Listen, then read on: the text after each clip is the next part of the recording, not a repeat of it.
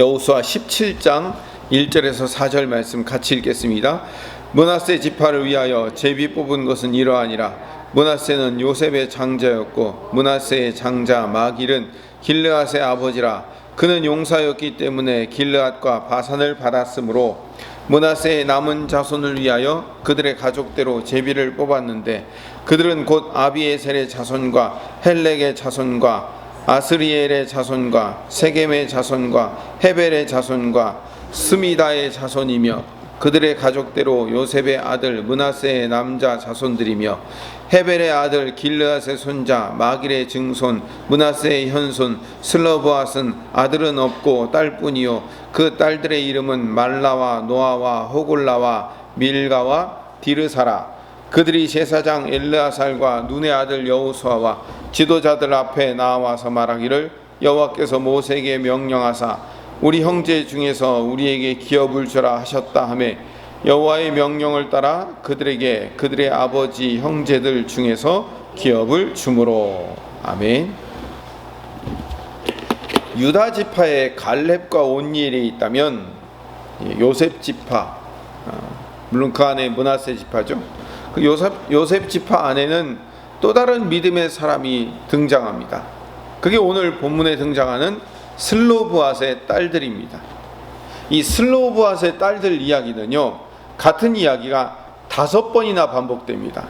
그러면 성경에요 2번만 반복돼도 강조하는 이야기예요. 근데 이 슬로브앗 딸들 이야기가 민수기 26장, 민수기 27장, 민수기 36장, 그리고 오늘 이 여호수아 17장, 그리고 역대상 7장 15절에도 슬로브앗의 딸들 이야기가 반복되고 있어요. 이 슬로브앗의 딸들 이야기가 맨 처음에 어디서 시작되냐면 민수기 26장에서 시작됩니다. 제가 읽어보겠습니다. 민수기 26장 33절에 보면 헤벨의 아들 슬로브앗은 아들이 없고 딸뿐이라. 그 딸의 이름은 말라와 노아와 호골라와 밀가와 디르사니. 이렇게 시작해요. 유대 사회에서는, 물론 우리 조선시대도 마찬가지였어요. 유대 사회에서 아들 없이 딸만 낳고 일찍 죽은 것이 그렇게 자랑할 만한 일은 못 됐어요. 근데 그 딸들의 이름이 족장들의 이름에 나란히 기록되어 있다는 거예요. 그러면 성경의 족장들의 이름에 보면은 거기에 여자들의 이름이 있습니까? 없죠. 그 당시에는요, 이게 그닥 그렇게 자랑할 만한 일이 못 됐어요. 그런데 여자의 이름이 족보에 기록될 수도 없던 시절에 그 5딸의 이름이 족장들의 이름과 나란히 성경에 기록되어 있다는 것은 이들이 그 땅을 물려받아 그 땅을 지키고 그 땅을 후손에게 물려주었던 그 족장들의 역사에 한 페이지를 장식한 거예요. 그 딸들도 한 사람의 족장이 된 거죠.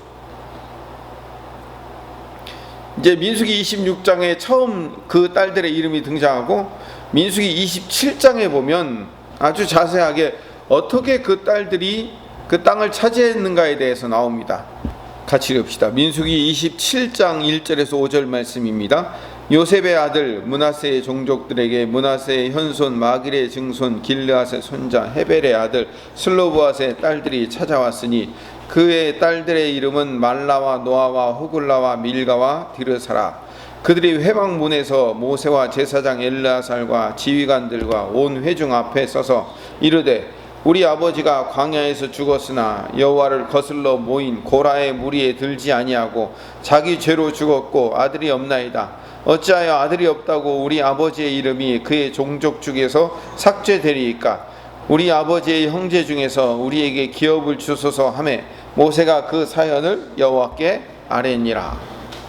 이 일은요, 제2차 인구조사가 막 끝난 후에 일어난 일이에요. 인구조사가 끝났다는 것은 그 인구 숫자대로 민수기에서 미리 차지할 땅을 분배했다는 의미인 거죠.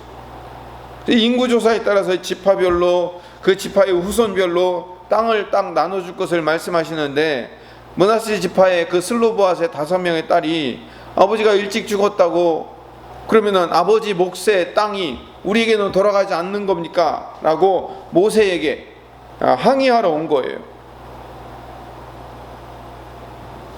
그래서 모세와 제사장과 지휘관들과 온 회중 앞에 서서 자기들의 몫의 땅을 달라고 구하는 거였어요.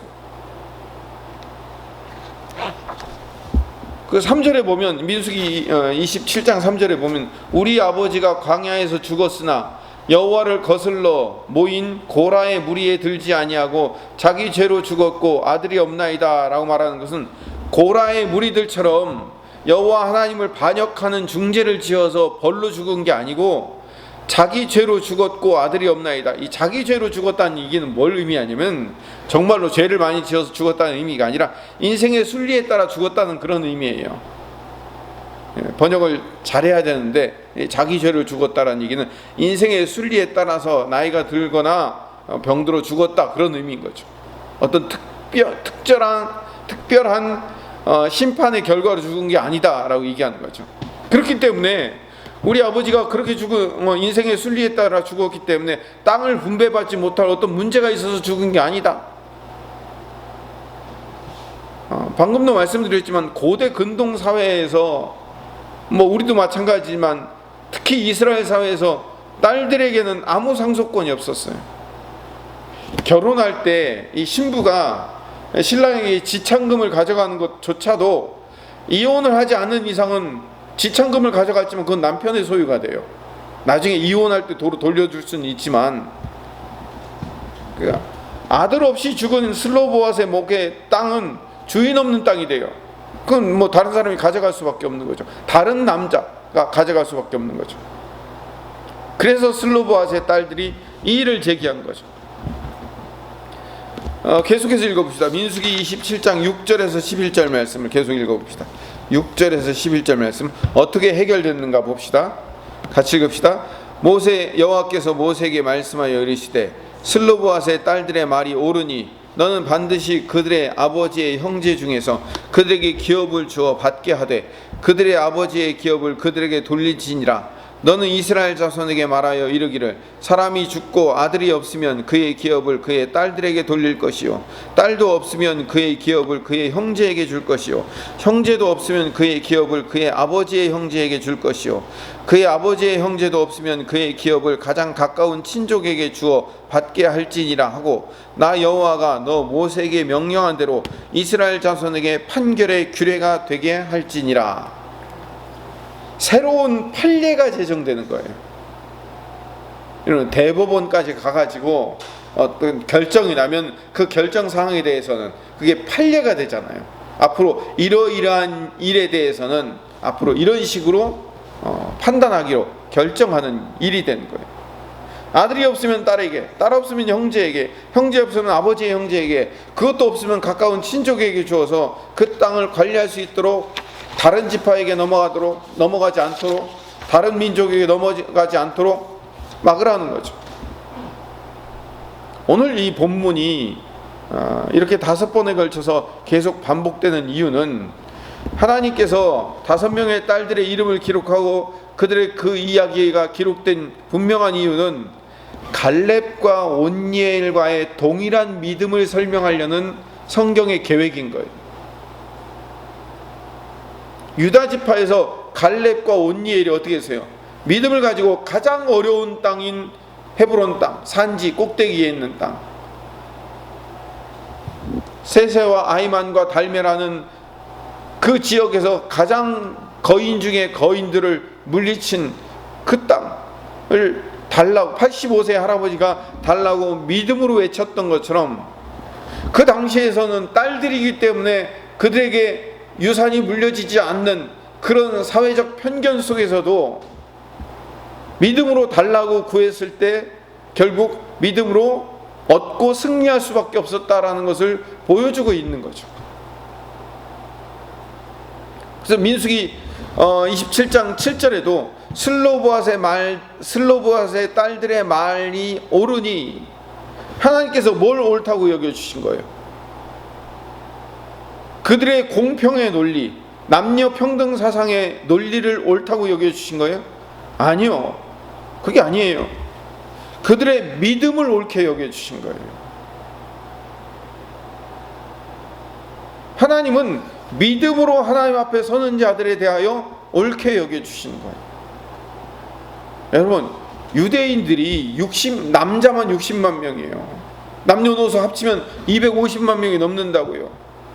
한번 생각해 보세요. 250만 명 중에 아들 못 낳고 죽은 사람이 딱 슬로브앗 한 사람이었을까요? 아니죠. 많았을 거예요. 많았는데 왜 하필 슬로브앗의 딸들만 가서 모세에게 요구했을까요? 극성이라? 아니요. 믿음이 있었기 때문에 그래요. 갈렙이 믿음으로 여호수아에게 하나님이 나에게 주셨으니 나 85세도 출입에 상관없습니다. 갈 수 있습니다. 라고 외쳤던 그 예를 든 거예요. 지금 요셉 지파에서는 갈렙과 온니엘, 그리고 유다 지파에서는 갈렙과 온니엘, 그리고 요셉 지파에서는 슬로보앗의 딸들의 이야기를 그 분배 과정의 가운데 꼭 박아놓은 이유는 뭐예요? 너희들이 앞으로 가서 차지해야 될 땅은 내가 너희들에게 선물로 은혜로 주는 땅이니까 그 땅이 지금 눈앞에 어려워 힘들어 보일지라도 괜찮아, 가서 차지하면 얻을 수 있어 라고 요구하시는 거예요. 그래서 믿음의 예를, 믿음의 간증을 보여주고 계시는 거예요. 근데도 어제도 말씀드렸지만 각 지파는 어떻게 끝이 나요? 쫓아내지 못하였으므로 끝나잖아요. 믿음으로 가면 내가 해줄 텐데 그 믿음이 없어서 너희들이 결국 실패하고 말지 않느냐라는 것을 성경이 지금 여호수아가 보여주고 있는 거예요. 그걸 지금 이야기하고 싶은 거예요. 여호수아 전반부는 신나고 재미있는 이야기로 되어 있는데 후반부에 가면 지루하게 땅 분배 과정 어디는 무슨 땅 차지하고 무슨 땅 차지하고 하다 보면 굉장히 지루하고 길게 보이니까 이거 뭐 별거 아닌가 보다라고 넘어갈 수 있지 모르지만 아니에요. 거기에 굉장히 중요한 의미가 이렇게 담겨져 있는 겁니다. 우리는 믿음이 필요해요. 뭘 향한 믿음이에요? 하나님의 약속에 대한 믿음이에요. 하나님 그분에 대한 기대와 소망을 신뢰하는 거예요. 그 당시에 비록 여자들일지라도 하나님이 주실 땅에 대한 기대감으로 요청해요. 그러니까 되잖아요. 성경에 많은 여자들이 등장합니다. 원래 구약시대는요, 여자들에게 중요한 의미를 부여하지 않았어요. 재판의 증인으로도 안 세웠다고요. 숫자로도 안 셌다니까요. 근데 성경에는 이 불신앙으로 가득한 이스라엘 백성들 사이에 여자들을 등장시키는 거예요. 특히 여호수아와 사사기라는 정복시대에 두드러지게 여성의 역할이 나타나요. 여리고성 출신인 기생 라합이 하나님 나라를 향한 기대로 자기 나라 여리고를 버리고 이스라엘을 선택한 그 믿음 있는 여인으로 칭송받잖아요. 그 다윗의 족보에 넣어주잖아요. 사사시대와 왕정시대를 연결하는 성경이 룻기잖아요.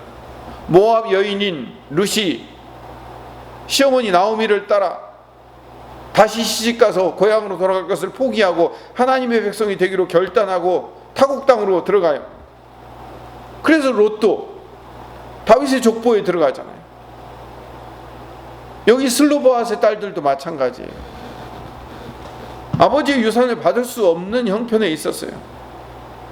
근데 하나님 나라의 유업을 잇고자 하는 강한 열망으로 갈렙이 이 산지를 내게 주소서라고 외치는 믿음이나 이 슬로보앗이 모든 편견과 선입견을 뚫고선 모세에게 가서 우리 몫을 달라고 구한 거나 같은 거예요. 그 당시 사회에서는요, 이게 비슷비슷하게 어려웠던 일이에요. 오늘 말씀을 정리합시다. 이방 여인들과 또 갈렙과 슬로바앗의 딸들은 다 모두 구약 교회를 상징해요. 구약 교회의 믿음. 우리 신약 교회들도요, 믿음이 필요해요. 믿음을 더하여 달라고 기도해야 됩니다. 하나님이 우리에게 주실 믿음의 그 풍성한 은혜들이 있습니다. 하나님 주십시오 라고 구하며 부르짖으며 간구하는 하나님의 백성 되시기를 간절히 소망합니다.